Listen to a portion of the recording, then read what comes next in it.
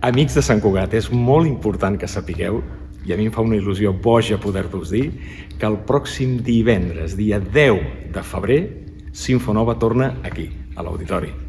Tornem per presentar-vos un nou concert de Sinfonova operístic de gran format, amb l'Orquestra Simfònica dirigida pel mestre Antolí, amb el cor, amb 4 cantants solistes, que els coneixeu, molts d'ells, del millor que es pot trobar en aquests moments, Carles Cosías, tenor, Laura del Río, soprano, Toni Marsol, baríton, i Laura Vila, mezzo-soprano, tot per presentar-vos un concert que es diu l'Òpera dels Amics.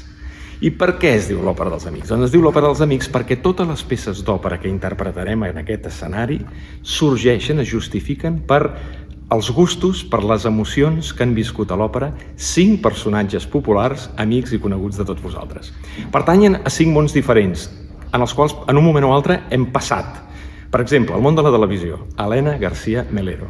Al món del teatre, Carla Sanz, del Tricicle. Al món del vi, Josep Roca, del celler de Can Roca. Al món de la ràdio, Toni Clapés. I una mica tots els mons, Boris Izaguirre.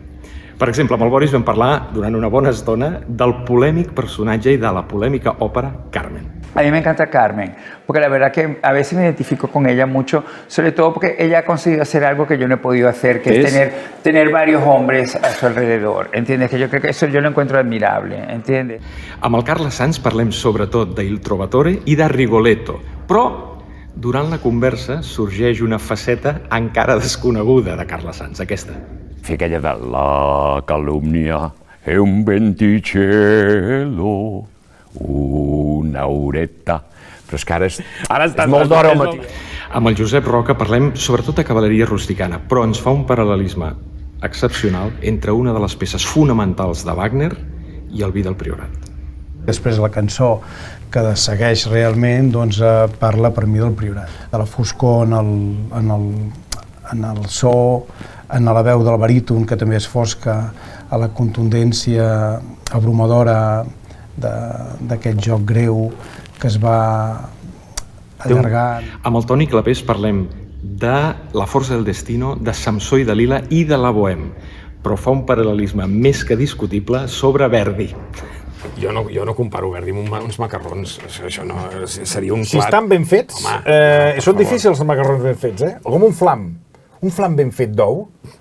Escolta, és una obra mestra, O sigui, Verdi està al nivell d'un flam d'ou de collons. L'Helena García Melero l'estem editant aquests dies, però ella parla, ja us avanço, de Madama Butterfly, de Nabucco i d'alguna òpera més encara. Tot això és el que interpretarem en aquest escenari el pròxim divendres, dia 10 de febrer. Jo estic absolutament segur que ho passareu bé, tant si ja sou amics de l'òpera, com si en algun moment teniu interès d'acabar-ho sent.